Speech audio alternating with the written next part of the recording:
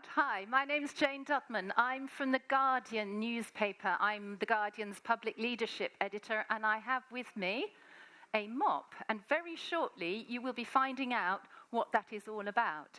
I'm absolutely delighted to be here this afternoon to moderate our session on open public procurement, which, as we all know, is one of the very complex issues that we need to tackle in the world today. And I'm absolutely delighted to have a fantastic panel to join me and discuss this. In terms of the outline of what we'll be doing in the next hour, we will be having a panel discussion. Everything is on the record, and then we'll be opening it up to you, and we're looking forward to hearing your questions and your thoughts on this issue. So without further ado, let me introduce our panel and invite you to come and join me here on the stage.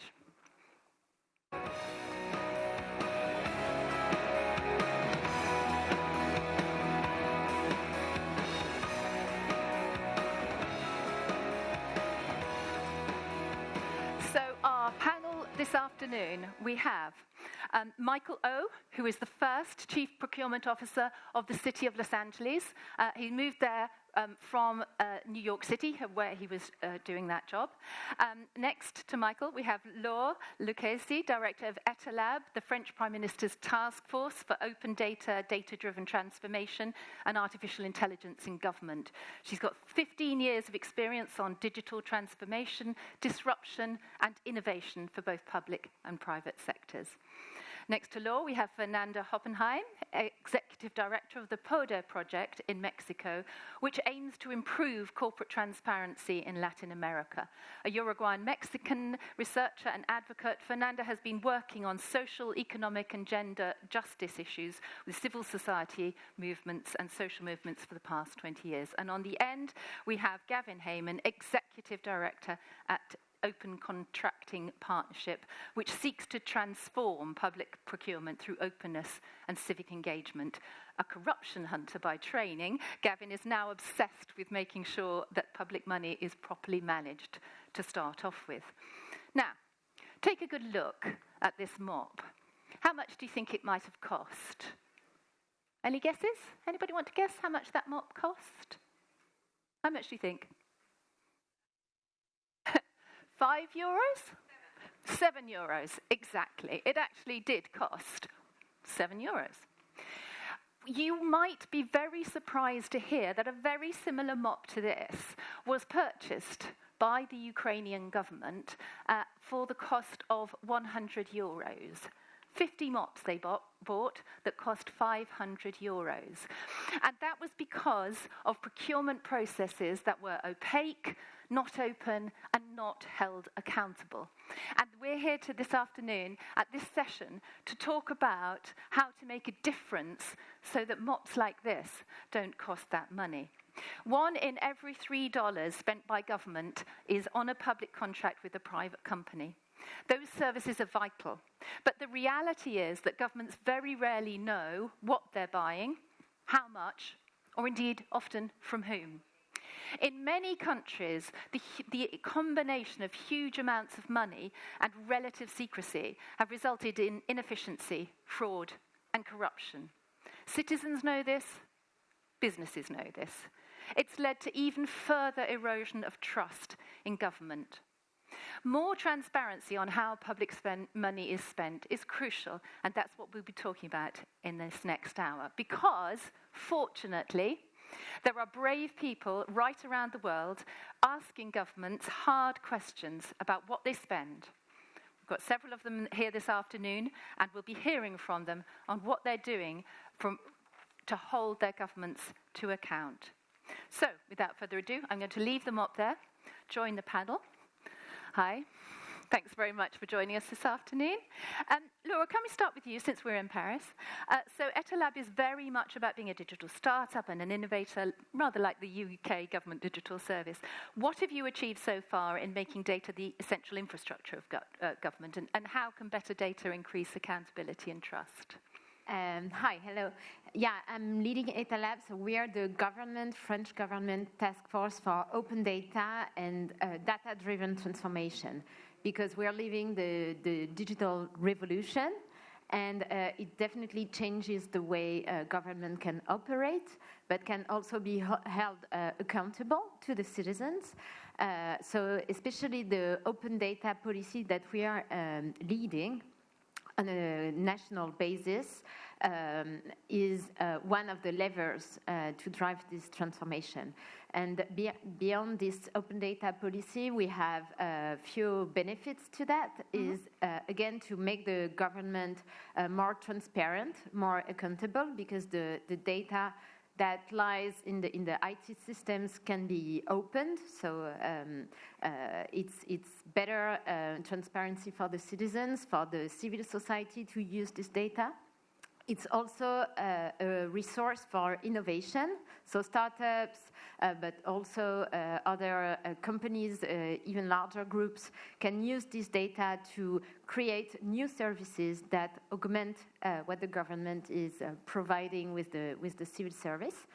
And thirdly, it's also a lever for efficiency, for being able to better make decisions for public bodies, civil servants. And it's also a way to use the data internally to have a better and a more efficient public action. So we are driving this agenda. We are mostly working with all the ministries and agencies, but we are also working closely with local governments and authorities, and especially in the field of public procurement, they are a big player in this field.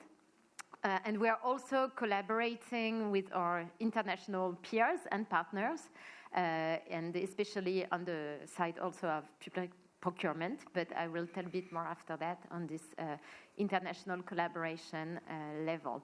So this is open data. We're also working on improving the quality of the data, because in many cases, data and open data are opened as they are as they are produced initially in the IT systems, but again to make them reliable and usable in the long term by other partners. Sometimes you need to work on the quality of this data, make key registers, make sure that the data will remain there and will still be produced by public bodies. So, for instance, we created the concept of public service of data, where there is kind of a SLA, a service level agreement.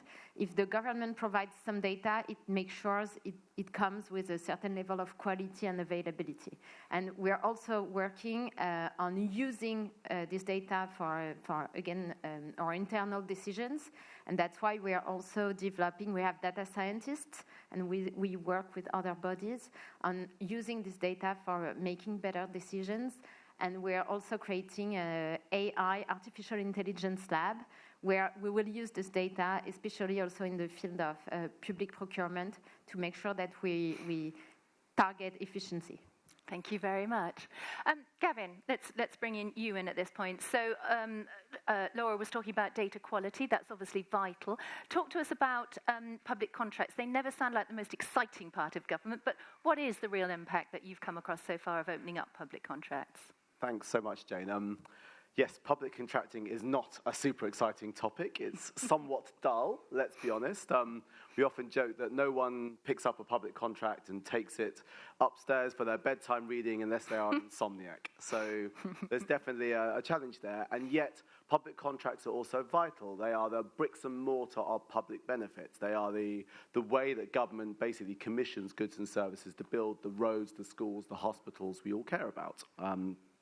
You are also right in the amount of money spent every year is truly enormous. We often say it's 9.5 trillion US dollars, or about 9.5 trillion euros. That's a stack of dollar bills to the moon and back. So it's a huge marketplace, perhaps the biggest in the world in terms of the transactions that take place on it.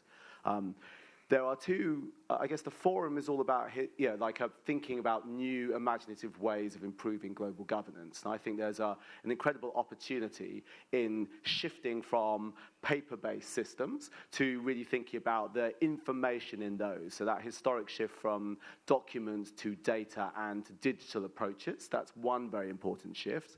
There's also within public contracting, to our mind, a historic shift from, let's call it risk-averse, compliance-based approaches towards public contracting, where it's often given to the most junior member of staff as a chore, to really thinking about it as an engine for engagement, both with businesses and unlocking innovation across governments, but also with citizens and actually rebuilding trust. And our role at the Open Contracting Partnership is really to bring those two things together. The data by itself is not enough. You have to think about ways of rebuilding trust and engaging people to use that data to create real change. A couple of quick examples from around the world. So you were kind enough to talk about Ukraine and the mop, the $100 mop that's like 20 times what it should be. In Ukraine, after the Maidan Revolution, there was a remarkable change where civil society worked with government and with business to re-engineer public contracting. They used a tool that my organization supports, the Open Contracting Data Standard, which is a schema to unlock and share the information across public contracts, everything from the planning phase through to the actual awarding stage of contracts where you tender and award them, and then their actual implementation and deliveries. They joined up all the information across contracts. For the first time ever, they were then able to engage businesses and engage small to medium-sized businesses to win public contracts. And the results have been remarkable. They've been able to expose issues of fraud and corruption, very importantly, like the $100 mops. Much more importantly, now 80% of contracts go to small to medium-sized enterprises. The government has saved itself over $1 billion or €1 billion and counting in savings. And very significantly, the perceptions of corruption in public procurement have halved. So that's in Ukraine. That's one example of innovation. That's locally driven, local leadership. And I guess we'll be exploring what it means to really get those results.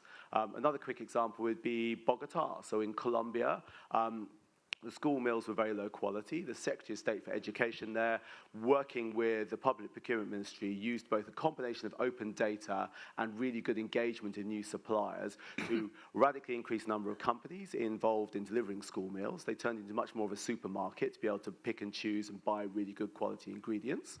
As a result of that, they actually were able to detect a price-fixing scheme that was costing them millions of dollars for fruit and vegetables. They increased the number of providers by about 5 times, and they've just won a national award for the quality of school meals. So public contracting, if you think about it really cleverly and think about that engagement and use of information and great information, can lead to like radical change, and that's what really excites us. So I think we're on the brink of a whole era of innovation in public contracting, and that's vitally needed to deliver the Sustainable Development Goals, to get public money delivering great services in the front line. Gavin, thank you very much. Michael, if I may come to you, the two very important themes there that have been outlined by Laure and by Gavin. One is, of course, the issue of good data, of data quality. I'm sure that's something that you kind of bringing to your new post as you had in your last post, but also the issues of involving a much wider and more spread of contractors and actually creating social value through all of this money that's being spent by government. Talk to us a bit about your aims and what you're doing on those two things. Sure. I'll start with the second item first. So Mayor Garcetti always talks about diversity and inclusion, but he actually puts a little twist on it and says, you know, it's not just inclusion from a top-down approach. We actually want the city, everyone in the city, to feel like they belong. And when you're talking about that from the procurement context, you're really talking about minority and women-owned businesses. You're talking about local businesses and small businesses and giving them the opportunity to engage in the $5 billion or so a year that we spend. And so we want to really make them feel welcome and invite them in. But this leads to the first thing you talked about, which is, you know, we have to make the process, the data, the opportunities visible to them, and in a way that they can actually interpret. And I don't mean that, you know, we have to, like create it in an easy format because they can't interpret it in that way. What I'm saying is, when you own a business, if you're a small business, you're spending 24/7 on that business. You don't have, like some of the bigger businesses, a business development team to identify opportunities, to go search on the myriad of portals where that government offers these opportunities, or sift through like the 800 pages that we have when we have an RFP. And so how do we actually give them, give these businesses that we really want to attract the ability to do work with us in a simple way, in an easy way, and in a fast way? And I think, you know, it always starts with the people.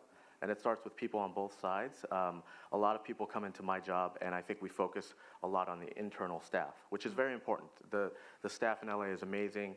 You know, you go there, all you think about is how it's 80 degrees and beautiful in Hollywood, but there's a lot of work that actually goes on to make the city work. Okay. And so, you know, we want to provide them and empower them, give them the tools to succeed. But on the business side, one thing I was surprised about is how little engagement there was previous to my arrival. Okay. And I think that's where Mayor Garcetti wants us to focus is, you know, we want to listen. We want to actually source ideas and solutions from those companies themselves so that we can actually get them into the pipeline. Fantastic, and we'll come back to a bit more on that shortly, but I just want to bring in Fernanda. So you work across Latin America. Now, it's fair to say we're seeing the rise of populist leaders and populism in that part of the world, and we've also seen, sadly, quite a lot of corruption.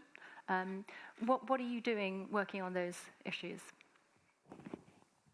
Thank you.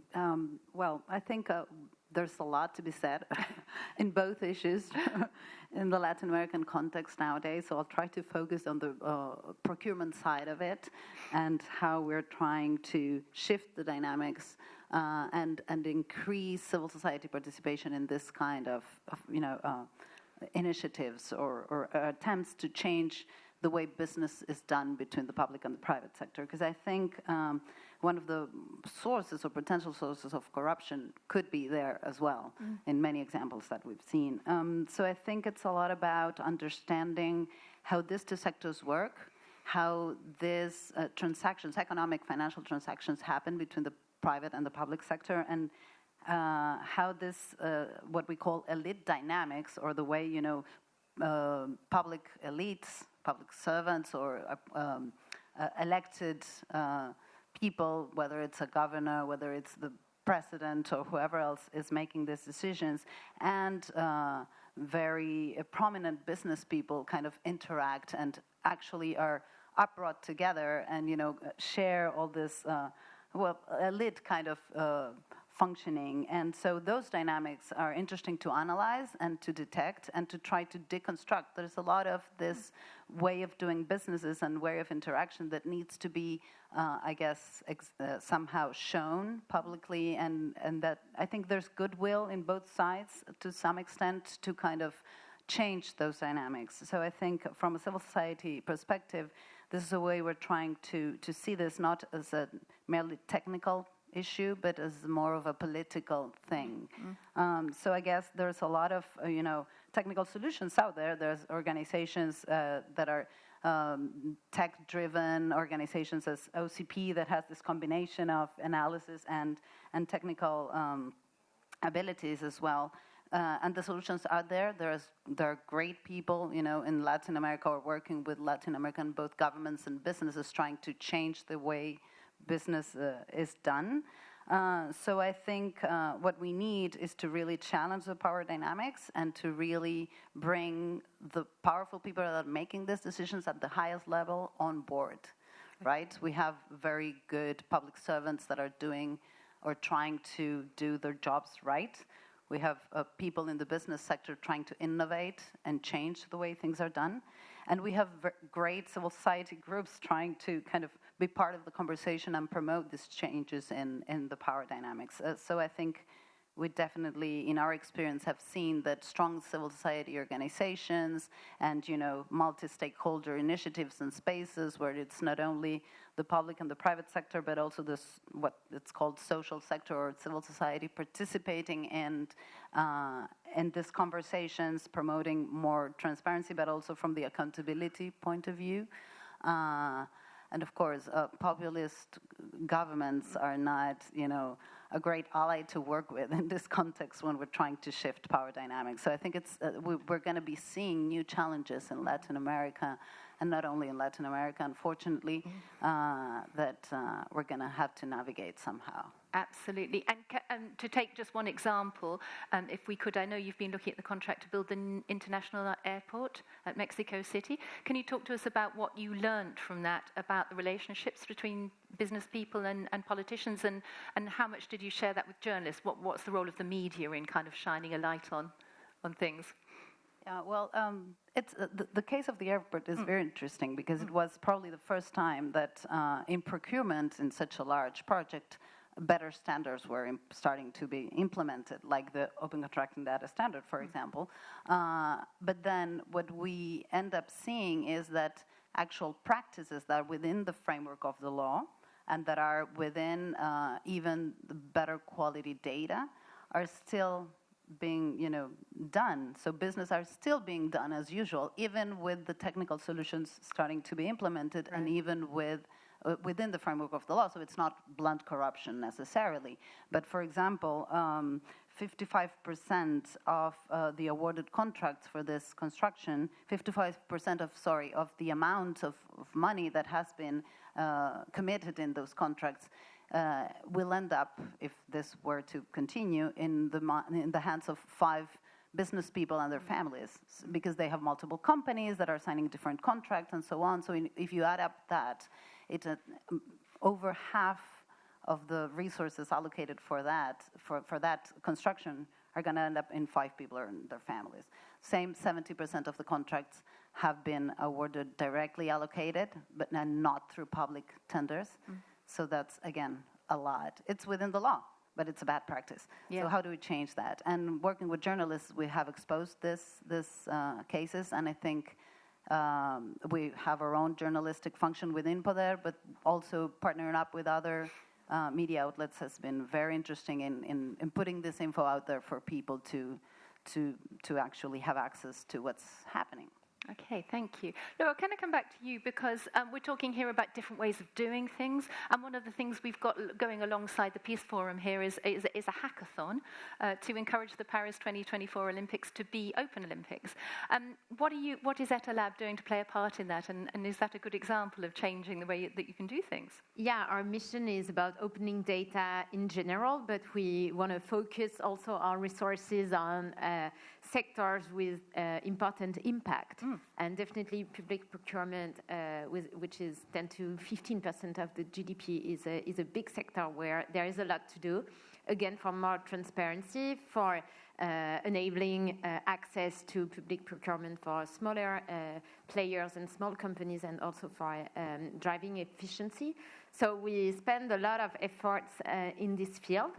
And usually we say that at Etalab we use 3 levers: the legal way, the people way, and the maker way.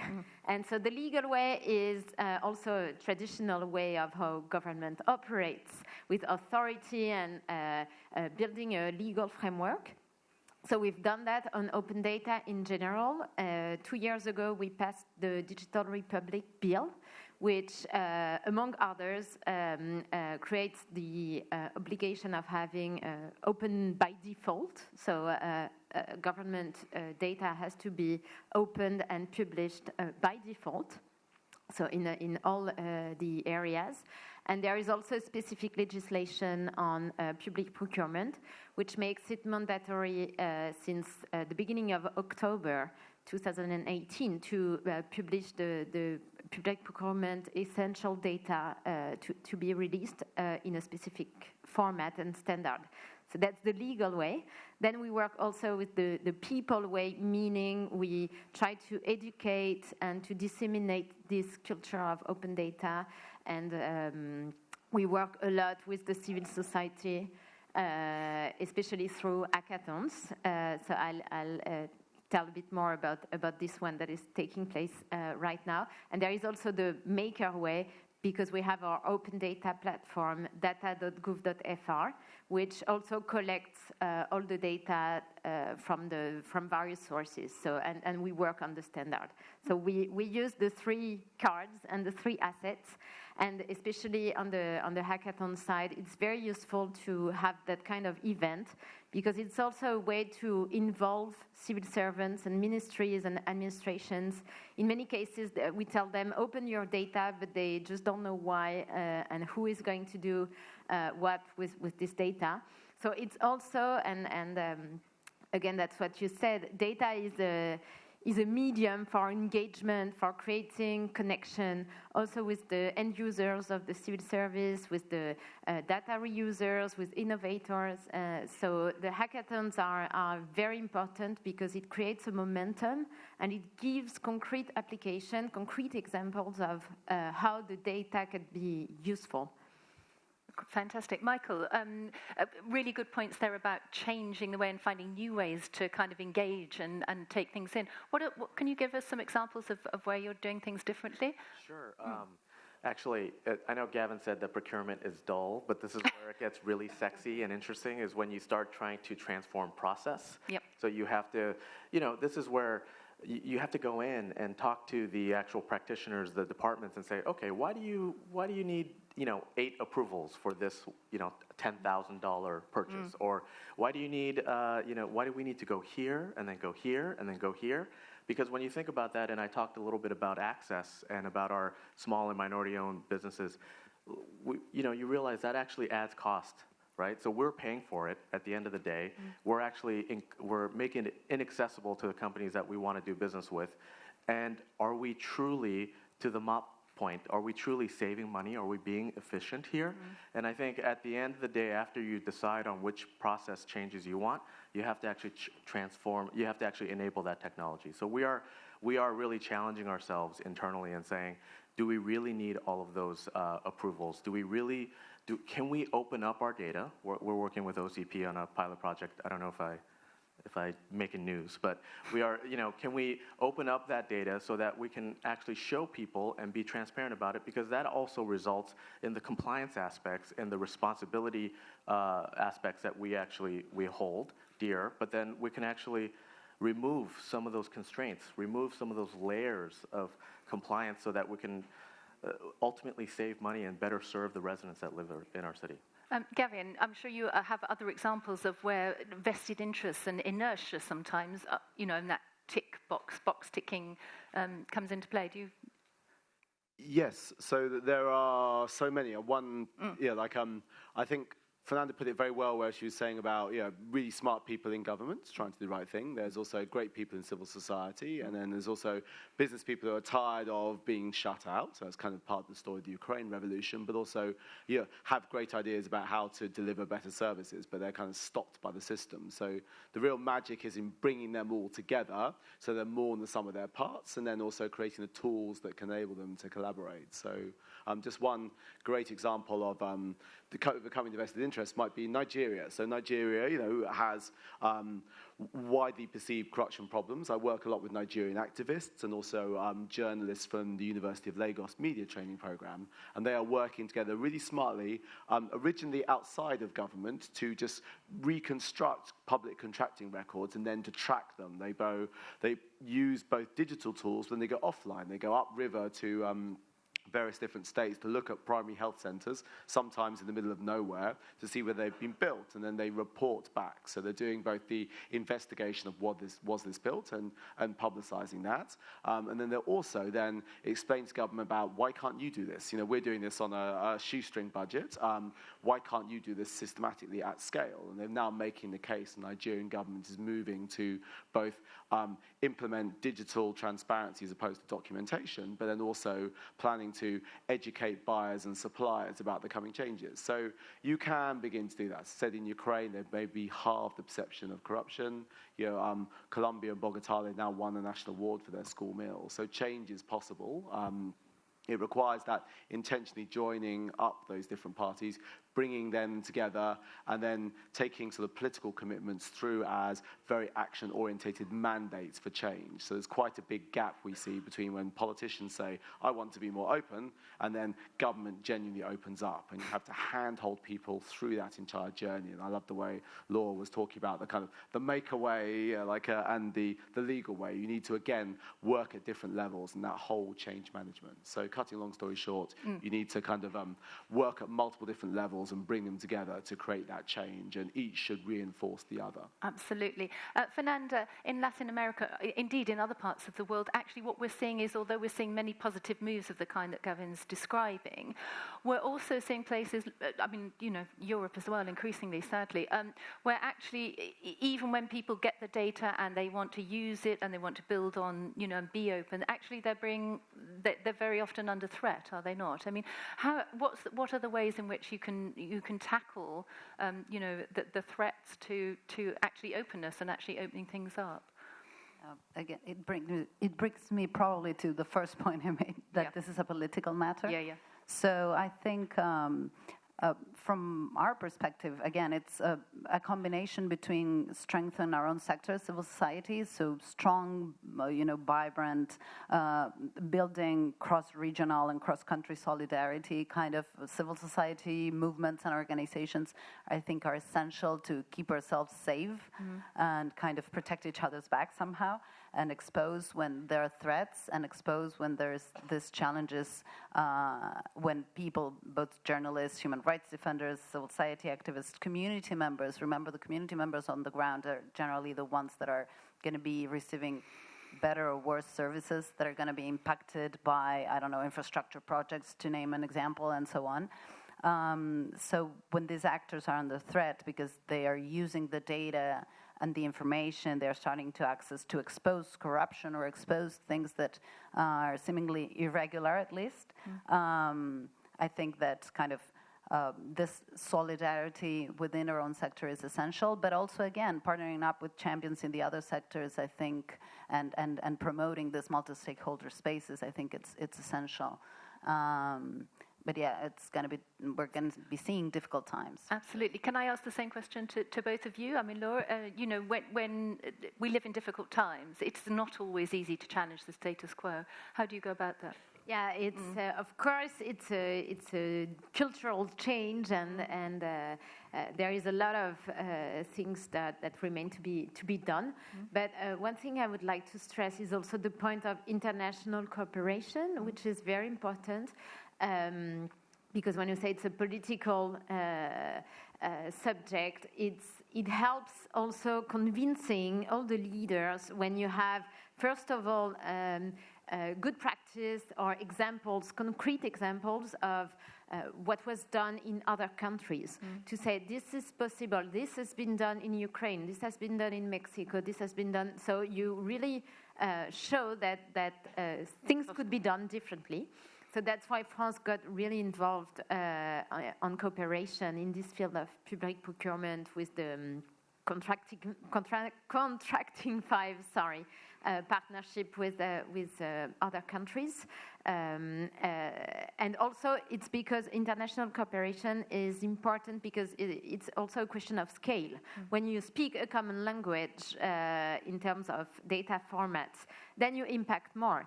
And procurement is also an international subject, and especially you mentioned the Olympics. It will be definitely a good opportunity because there will be so much money being spent with involving various companies, different sizes, different countries. So that's why we're also dedicating a lot of time preparing for the 2024 Olympics, to work also on the transparency of the data that will be used for the procurement system. Thank you. And same question to you, Michael. So I agree with my fellow panelists. All of this is really just a big change management project. And when you think about that, there are so many different parties and different incentives. I think it's really important to have that executive sponsorship, at least at my level. It's really about the mayor and him sort of talking about it, being committed to it, and really want to see big change. He likes to say, there's a saying in the U.S. that every city wants to be second because they want to see how the first is. But Mayor Garcetti has been out front saying, we want to be first. Come to LA, try out your ideas, and be first. And that's how we want to approach this. And really, it's about trying to show people that they're, especially on the government side, it's really, I am a lawyer by trade, so I'm very risk averse. But it is showing people like me and the practitioners that there is really nothing to fear. Actually, you're going to get so much more value out of the change that happens. And ultimately, we work for you, the public, and we have to keep that in mind. Thank you very much. And speaking of you, the public, probably time to find out what your views are and find out if you have any questions for our panel. I'll take a few questions at a time, and if you could please say who you are and where you're from. I'll take these two questions on the front row. Thank you. Okay, my name is Samuel Getachew. I'm from Ethiopia. I'm a reporter based in Addis Ababa. My question is for Michael. How do you make sure that the people that take advantage of this idea or initiative are not the Magic Johnsons who have always embraced the idea of empowerment, but they really don't need the kind of initiatives or affirmative action that your city seems to promote, and they've taken advantage of it since the 1990s? And how do you make sure that it's the small business owners that really needs help and do take advantage of this idea of empowerment? And my second question is it the mayor that's committed to this diversity initiative, or is it the council members? Thank you. Good questions. We're going to take from the lady just further along the row. As we are in a forum dedicated to peace, I'd like to ask if these transparency standards are also applicable to military contracts, or are those shielded by secrecy?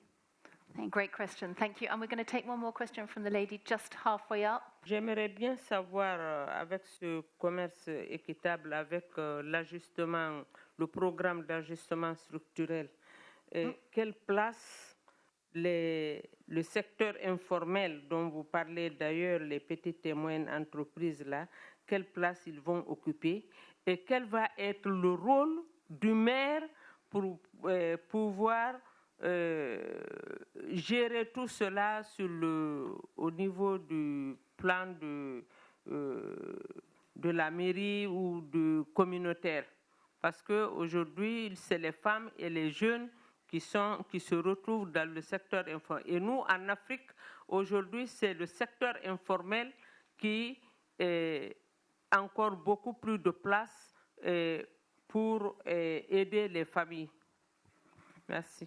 Merci. Laure, would you mind very kindly just summarizing that last question for the English speakers among us? Thank you. Yeah, the kind. question, but correct me if I'm wrong, is how do you make sure to imply what is called in Africa, especially the informal sector, meaning in Latin America, but referring to the Guinea, is so the very small companies or enterprises, sometimes it's even individuals who are doing business, and how to make sure that this also benefits from this movement of inclusion and transparency and capacity to connect with the public purchasers. Thank you so much.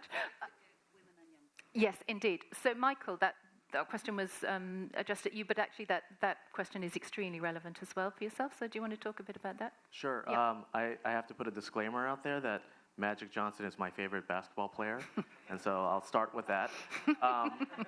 But I'll answer your second question first, which is that it's the mayor, but also our council. We have 15 council members in the city of LA, and all of them are committed to this effort. And we are looking at minority, women-owned, but also we have an expanded list of businesses. So we also look at local and small businesses as well. This is the policy question that it's going to sound like I am actually not answering your question, but I'm going to try to answer the question. So it's really difficult to target, like in such a discrete way, the particular businesses you want when you create a program like this. Sometimes you have unintended consequences of that. So we are actually going through all of our programs, all of our certification programs, as well as our business preference programs, and getting feedback from the community, the businesses themselves, and also the local businesses. For those of you who don't know, there's a ton of investment that's happening in the U.S. right now, and a lot of it is actually happening in traditionally underinvested neighborhoods. So how do we actually make sure that money stays as much as possible in those neighborhoods with those businesses. And so we've been talking to organizations like the local chambers, but also in LA there are organizations like the National Association of Minority Contractors, supplier diversity organizations, and we've been talking to all of them to make sure that when we revise and redesign this program, that we're going to cast as wide a net as possible and not leave anyone out. Fernanda, do you want to add to that from your experience? It is a crunch point, isn't it, when you're trying to target these very small organizations? Yeah, I think that unfortunately it's very difficult to think that the informal sector could have businesses with the state. They need to be formally registered, right? They need to be a legal entity. So I think probably this is not going to address, public procurement is not going to address informal economy. So other solutions need to be put out there. This is probably not the space to discuss it in the depth it requires, but it's definitely an issue in a region as well. So informal economies, again, mostly vulnerable groups are the most important part of the informal economy. So it's certain ethnic groups, it's women, it's young people, etc., as the lady in the audience was mentioning. So I think this takes us to another level of discussion that we probably couldn't address with public procurement, unfortunately. Okay. Laure, can I ask you, I mean, the UK government certainly is very committed to including more SMEs in public procurement. Is that the same with the French government? And what's the process by which that is being enabled? So we have a process of allowing more innovative procurement.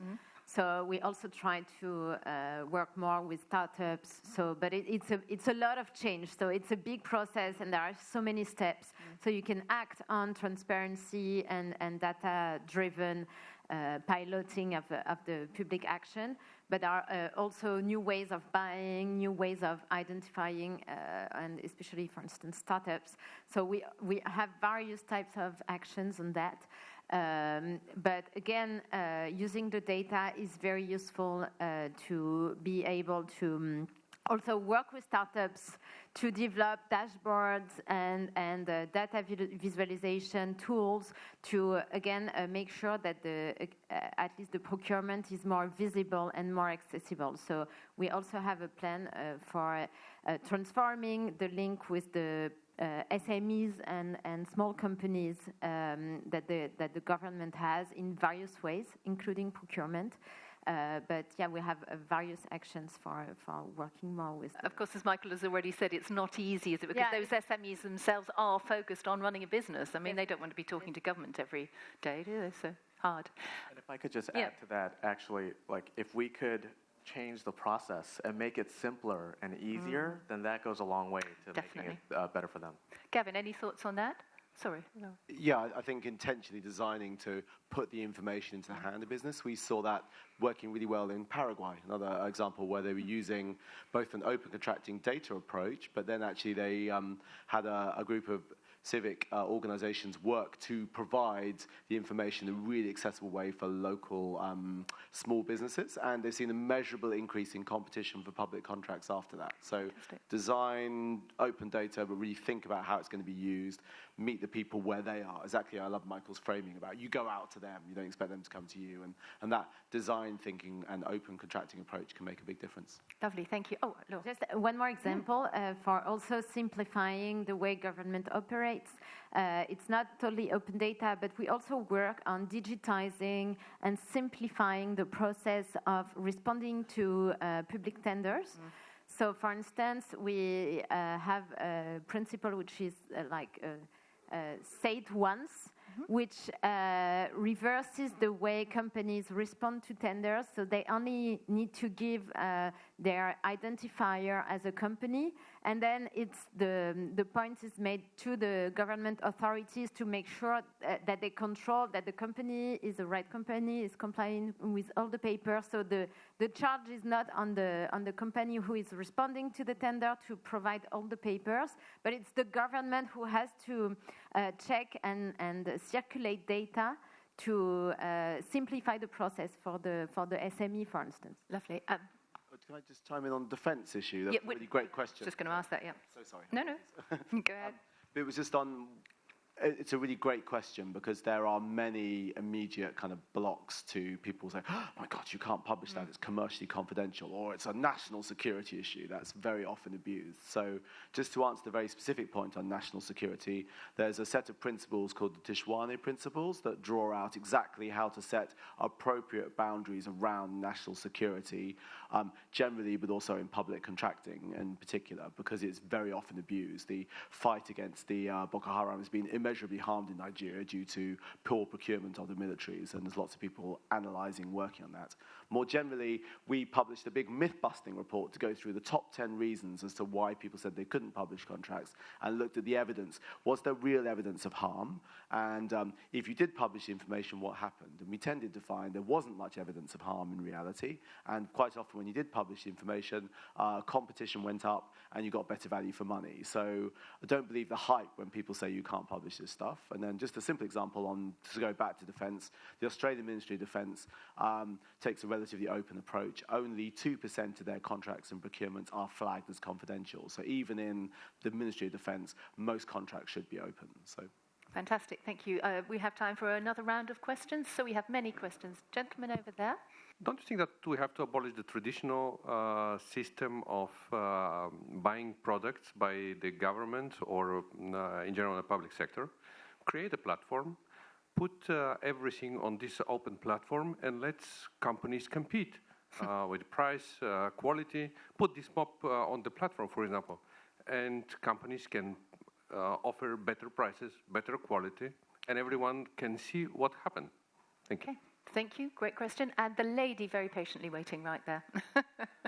I'm interested in blockchain. We're talking about transparency and trust, and blockchain is going to change the way many businesses are done, including procuration and military contracts. And I think you were talking about 10 people having to sign a check. So I'd like your opinion on blockchain. Thank you. Do we have one more question? Lady just here. I would like to hear your thoughts about the fact that the transparency standards in public procurement and contracting are adopted. Corruption is still pervasive. So what is missing? Thank you. So 3 pretty technical questions there. Gavin, I'm going to come to you first. Blockchain. I don't know that much about blockchain. What impact is it going to have, do you think, on open contracting? So I think the open contracting data standard is very blockchainable. All you're doing with blockchain, if you like, is having a decentralized versus centralized system, and that's easy to do. If I may, to also answer the question the gentleman's about why not have an online marketplace, that's exactly what Ukraine did. They basically run a giant multi-portal or multi-marketplace eBay running reverse auctions for most government contracts. So there are, that's, I guess the point I want to underline is there's a 10 times better opportunity for shifting from sort of documents and paper-based process to digital if you think about it and think about your users. So I'm very excited by those comments. I think blockchain doesn't have to always be distributed, but the smart contracts could hugely reduce the amount of paperwork. Why make a contract a stack that high when in reality most people need 2 or 3 pages to guide them through? So yeah, that intentional design. I know in the UK they got contracts down from 9 hours to read to 3 hours with a summary of key terms at the front. So it's a world of smart innovation, and I can't wait for it to hit public contracting. And the answer to the question about why corruption is sadly still so pervasive? A great question, because transparency is a starting place and not enough. Exactly as we were saying, it's only when it really hits the agency and accountability actors are empowered and led and have proper resources in government, then do you get the change. You don't just want transparent corruption. So when people say, I want to implement the open contracting data standard, we're like, why? What problem are you going to solve? And how is it going to make a difference? And how are we going to measure and tell the world about that difference? And if you can't answer those questions, it's kind of more a dumb pipe of transparency without real impact. Fernanda? Maybe on the corruption question, I think that I can think of a zillion examples in Mexico, for example, of how these things keep on happening. And I'm just thinking of the recent reports that the federal auditors have published on the current administration, the outgoing administration, so for the first 5 years, and they've found like this unaccounted for millions of pesos that maybe vanished. Maybe they just have, not been accounted for yet, and it's a thing that could be potentially solved with, doing the paperwork. Who knows? But that has not been prosecuted. I mean, we don't have anyone that it's going to take up the audit's results and do something about it. So I think a lot of, what you were saying, Gavin, empowering the ones that are going to be prosecuting this kind of cases, guaranteeing independence of the judiciary, and separating it, definitely procurement, justice procurement from the executive. I think it's essential in our countries in Latin America. But then again, being cautious of what we're wishing for, I'm thinking of Brazil and how the judge that prosecuted Lava Jato is now going to be a super minister for the new elected government, so that including justice and national security. So I think again how this prosecution is done in a neutral and less political way, it's essential. Thank you, Laure. Thoughts?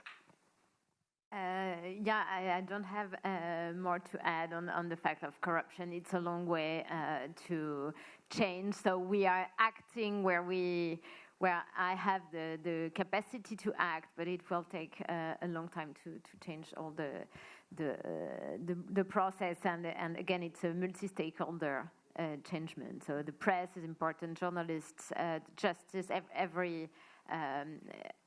everyone has to be also involved in this process. And just on the blockchain question, we are not experimenting it ourselves, but our Ministry of Finance is also conducting some experiments.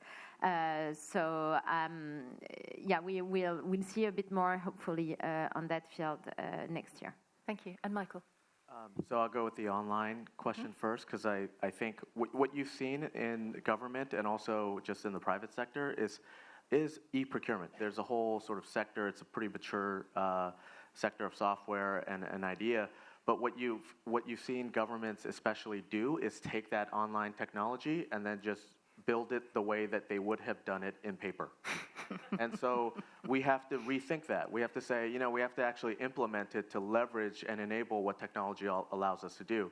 And it's the open idea is an interesting one. It's something that we're talking about in LA. In LA, you have the city, you have the county. The county actually has 87 other cities other than the city of LA. The city of LA is the biggest. We also have about 10 other regional governments that purchase. And so if we could set up a regional marketplace where we can invite suppliers in, I think it would be a great sort of model for that, and potentially maybe an international one. How great would that be? On the blockchain question, government, we're kind of at the end of the supply chain most of the time. And so I think for us, we're looking at applications where we can have the validation piece on the contracting, the e-signing, all of the benefits of the blockchain sort of at the end. And we are looking into that in multiple phases of the process. And then corruption, look, the more complicated your system is, I think the more potential for corruption. It's not just transparency. It's if you can make it simpler and easier and more visible, then people are going to be more interested in understanding the why as well. And I think that's another way to attack that. Thank you all very much. I'm sad to say that we are running out of time. So just before we finish, I'm going to ask each of you one last question, which is, you guys are all on the front line of change here. What one single thing do you want people in this room to go away and do in order to bring about change? Michael, quickly, one thing. Just keep us accountable, because we work for you. I keep saying that, but it's true. We do work for you. And I think having that pressure to perform for the public keeps us running smoother. Thank you. Laure, one thing. Just be the change makers and get involved. Whether you are an NGO and be an activist, whether you are a government civil servant, there are things you can do. So keep being engaged and don't give up. Thank you. Fernanda. I would say it's not about transparency, but about accountability, participation, and justice, if you will, and rights. So I think that, kind of trying to build a better balance of powers, I think it's essential. So challenging power dynamics and asymmetries, I think it's the key. Thank you. Gavin. those are such excellent suggestions. Just one more to our wonderful hosts in the French government. Maybe I'm super excited by the opportunity to set like a gold medal standard on how to deliver infrastructure through the Olympics that's very accountable, very transparent, and also shows that shift to digital being 10 times better. Lovely. Thank you so much. Please join me in thanking our panelists, and thank you for coming this afternoon. Thank you.